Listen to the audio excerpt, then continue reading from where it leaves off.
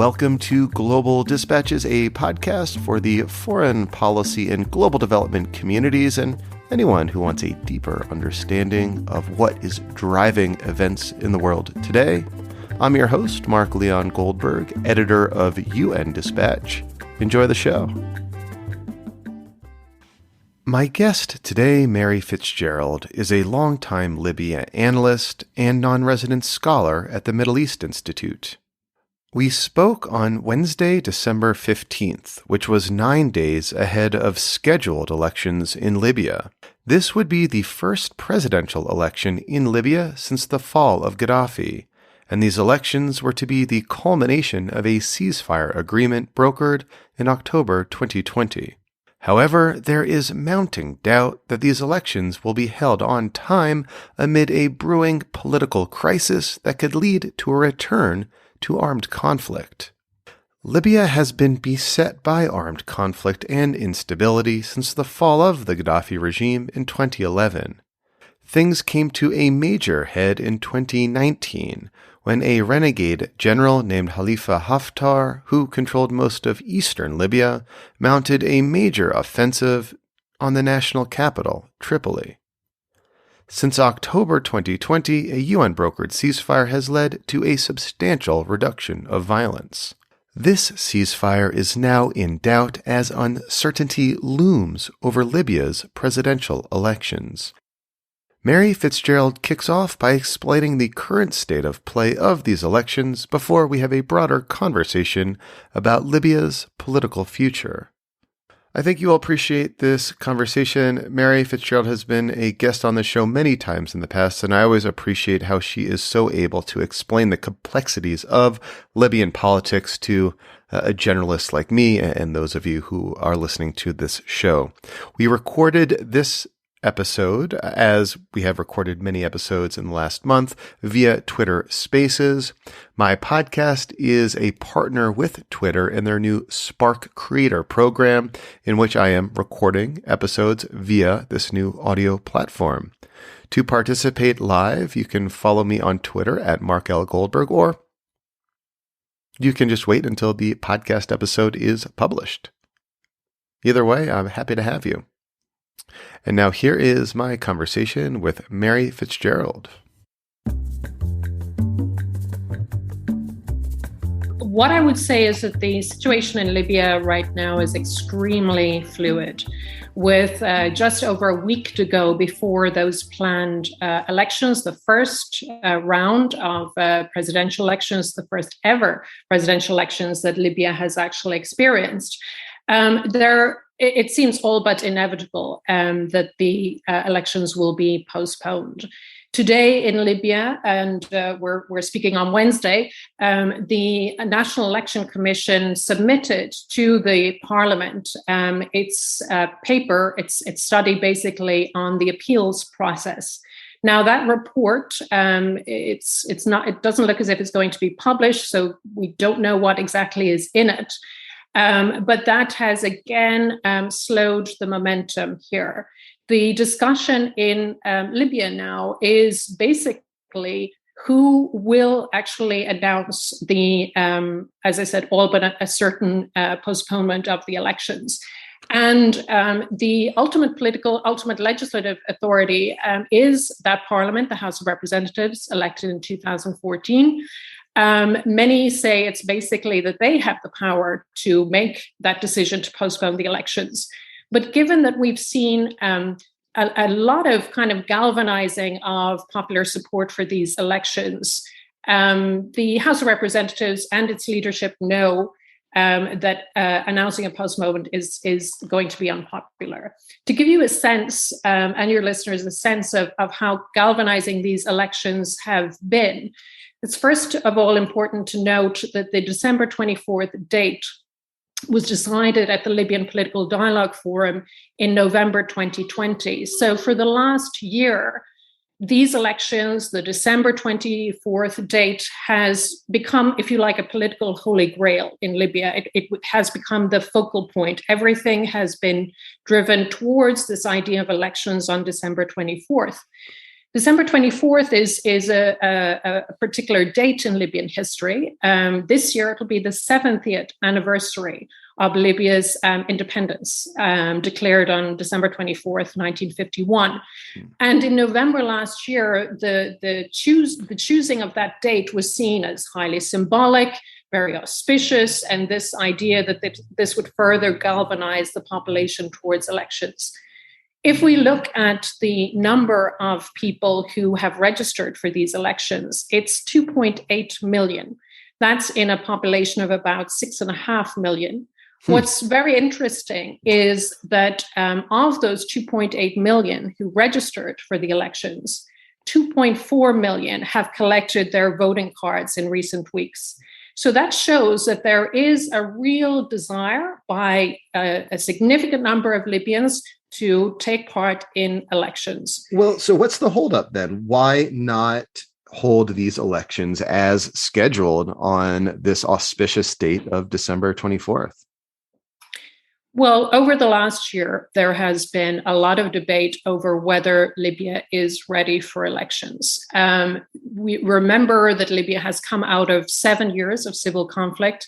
It's still a very polarized society. It's a country where there's still institutional divisions, political divisions, military divisions. It's a country where a lot of conversations about unifying institutions, etc., have not really gained the momentum that people hoped that they would. So you could argue, and many have, that the current environment is not the ideal environment to hold any kinds of elections. On the other hand, there are those who argue that a key element of Libya's crisis is the lack of legitimacy that its institutions have. The last time Libya had elections was in 2014. So there's an argument that in order to reset and to have institutions that have at least electoral legitimacy, elections are needed. In recent weeks and months, the conversation has turned into a conversation about which is the most which carries the most risks, having elections or postponing or delaying elections. And the conversation in the last couple of months regarding the elections has been dominated by the fact that electoral laws underpinning the scheduled polls, laws that were passed in disputed circumstances in September and October, those laws have been challenged. They've become highly politicized, highly disputed, and that has fed this idea that we are not really in an environment, a political environment that is conducive to elections. On top of that, of course, you have a situation where there are security concerns, there's possibility of boycotts, there are concerns related to electoral fraud. But essentially, the main challenge right now is the fact that you have an extremely weak legal framework under which elections would take place, a framework that basically lends itself to whatever elections take place, whatever results are delivered in those elections will be bitterly disputed, either through the courts or through violence. Well, and that leads to a sort of sense that I have been reading from analysts, which is that, these elections could be held on schedule and that could lead to violence, or these elections could be delayed and that could lead to violence. It seems like a really sort of precarious political crisis right now. Can you describe or explain who are the three main candidates vying for the presidency in these elections, which may or may not happen next week?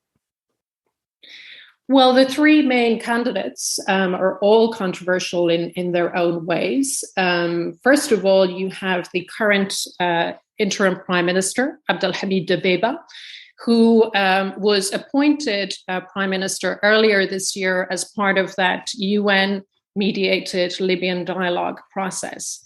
He is accused of breaking a pledge not to run in forthcoming elections if he was to become the interim prime minister. He's also faced accusations that he is essentially bankrolling his electoral campaign using state resources. when I was in Libya in October, I was really struck by what is essentially Dbeba's very crude populism, how much that seemed to be resonating with ordinary Libyans. Most of the people I met in Tripoli and Western Libya in October told me that they would vote for Dbeba if he was a candidate in presidential elections. So what's like an example of Dbeba's crude populism? Well, for example, he launched the so-called marriage grant, which has been very controversial. Marriage grant whereby young Libyans who get married are given 40,000 Libyan dinars.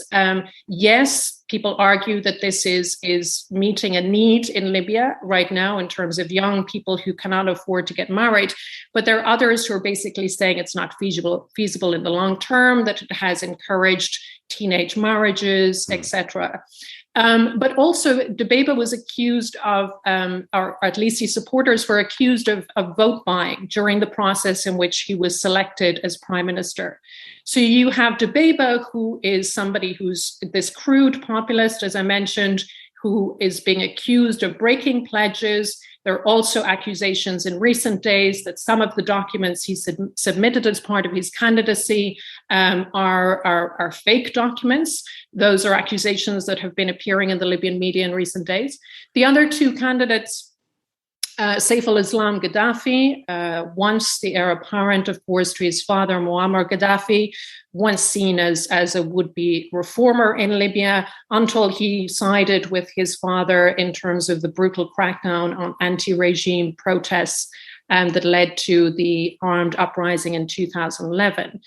Saif al-Islam Gaddafi is wanted by the International Criminal Court. There was a lot of speculation in recent years that regarding whether he was even alive. But he emerged earlier this year in an interview with the New York Times, an interview that was quite colorful, it has to be said. It caused quite a bit of controversy in Libya. He was quoted as basically saying that he needs to approach Libyans as if in a striptease, as he put it. He said one needs to play with the Libyan minds a little bit. So these were quotes that really proved controversial in Libya. And also there was a sense that from that interview and from his appearance when he was submitting his candidacy papers a number of weeks ago, that this was somebody who was perhaps less conciliatory than he could be, of course, raising questions as to how vengeful he might be if he was to have a political position. The other candidate is Khalifa Haftar, a controversial figure, a commander based in eastern Libya, who launched military operations in 2014, which partly resulted in Libya tipping into civil conflict that year. In April 2019, he launched an offensive to capture the capital Tripoli from the then internationally recognized government, and that sparked a renewed civil war that lasted until summer 2020. Haftar is somebody who I met him in 2014. He and his aides that year really made little secret of what his ultimate objectives were: to rule Libya, essentially. There's been a lot of denial about those ambitions of Haftar's over the years amongst Libyans, amongst internationals. And at this point, I would say that Haftar, because of his failure to capture Tripoli, he would struggle, I think, to win a national presidential election. But those are the three lead candidates. Polling has shown that Dbeba is the front runner, but a lot can happen, I think, in the days to come in terms of, legal challenges are still ongoing. And particularly, I think Dbeba is somebody who is, while in a strong position in terms of popular support, his candidacy could face renewed legal challenges. I found your description of the three main candidates valuable precisely because I think it underscores how precarious the political situation is right now. I mean, it sounds like if the elections are held as scheduled on December 24th, the candidates who lose the election probably will reject the results, and they have armed forces on which they can rely, particularly Haftar. He has an army behind him. Similarly, if the elections are delayed, one of them could cry foul and rely on their army to, do politics by other means. And I just think that explains very well just how, volatile this moment is in Libyan politics. Indeed, Libya is essentially caught between a rock and a hard place in that whether elections are held in next week or in the next weeks, in the next months, the environment in which they're going to be held carries the risk of violence. If the elections are postponed beyond next week, it raises concerns amongst Libyans who have been clamoring for elections that in postponing elections, there's an advantage there in terms of trying to bring about a better, a more robust legal framework for elections. But there's a concern that if the elections are postponed, then Libya faces into a period of possible indefinite postponements. There are elements in Libya who, for various reasons, are not keen on presidential elections right now. They believe that presidential elections in a situation where there is no real constitutional framework underpinning that would underpin a presidential system, the first presidential system Libya would ever have, that carries risks. In fact, it's dangerous. In a country that is still recovering from Muammar Gaddafi's legacy. So these elections were to be the culmination of a peace process, a ceasefire agreement in October 2020. Can you explain how that ceasefire was reached?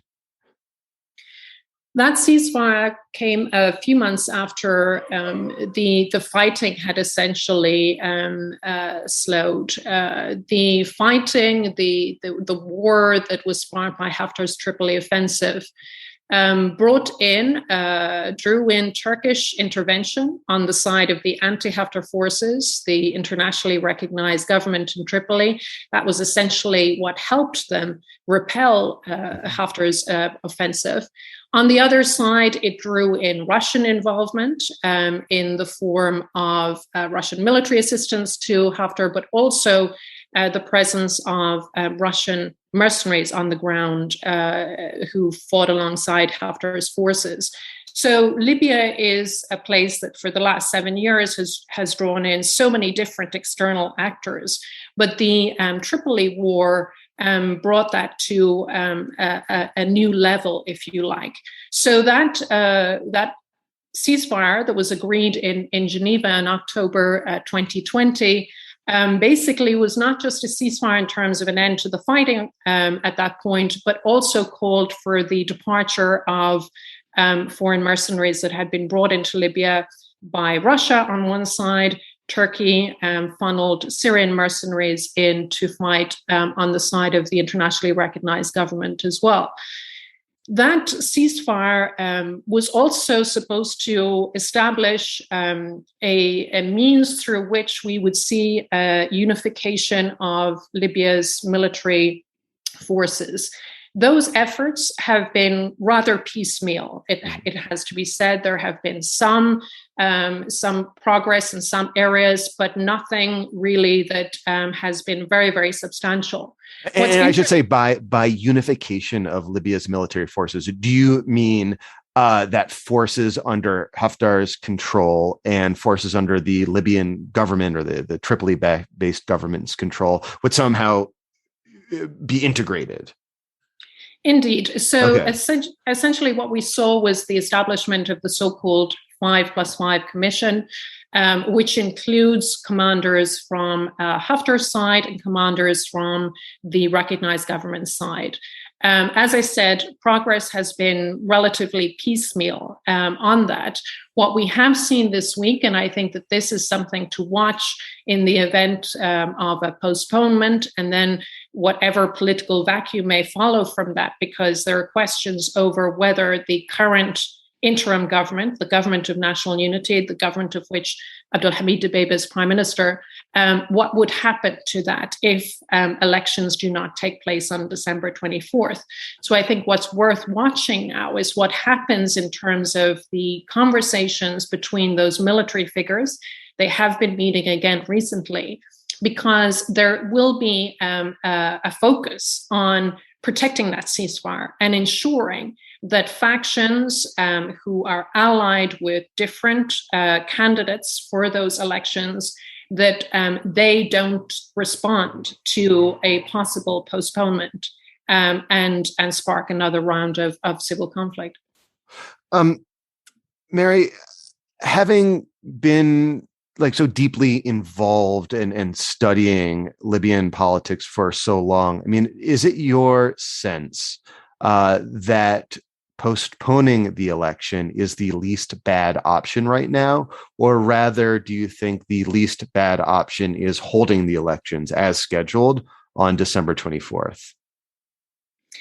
I think at this point, and given that so much of what was supposed to happen, even having a period of campaigning, the requisite 2 weeks of campaigning before December 24th, that has not happened. And that's quite a basic element compared to all the other challenges the December 24th date presents.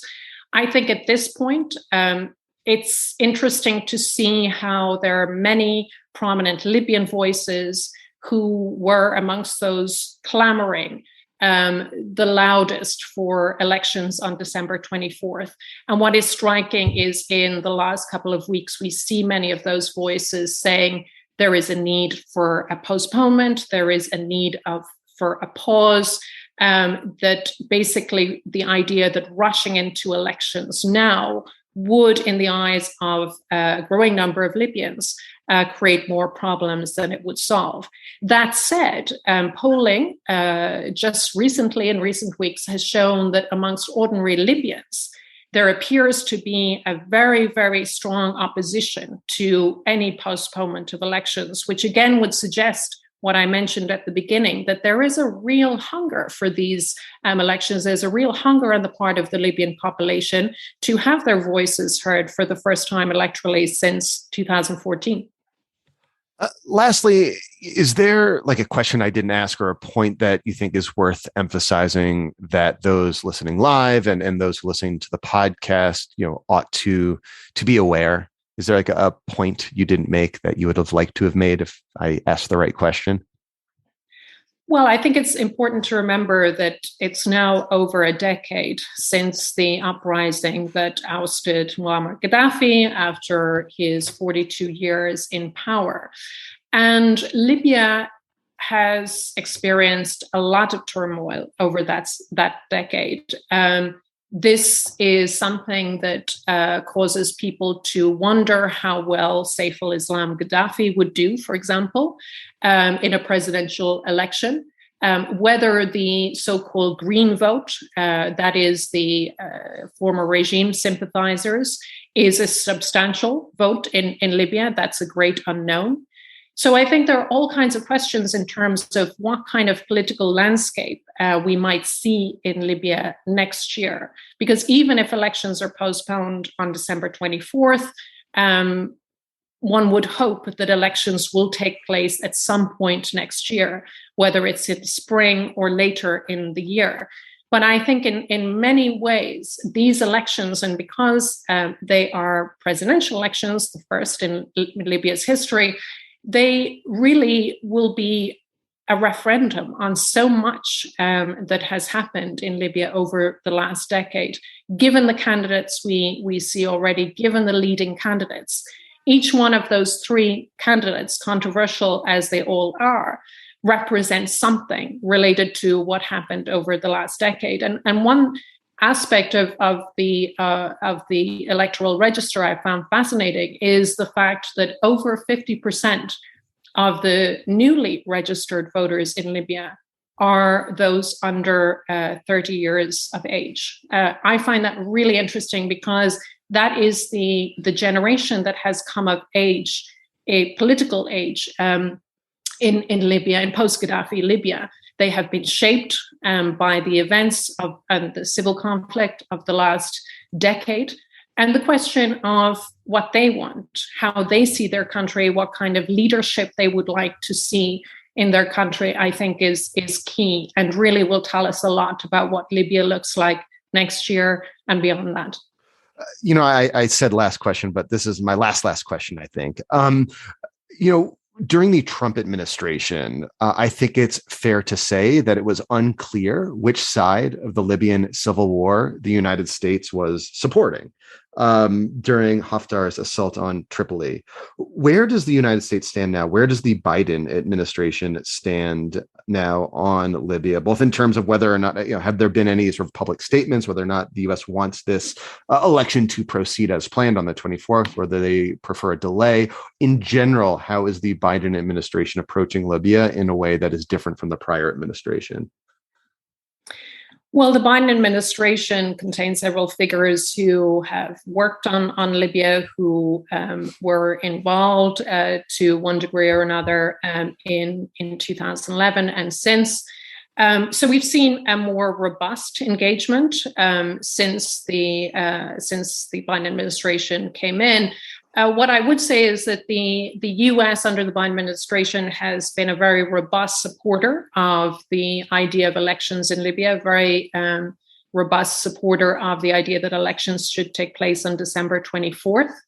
There is also a hint of concern in Washington, we can say, that Saif al-Islam Gaddafi's candidacy is backed by Russia. But there's very much been this robust official support for the idea of elections and elections on December 24th.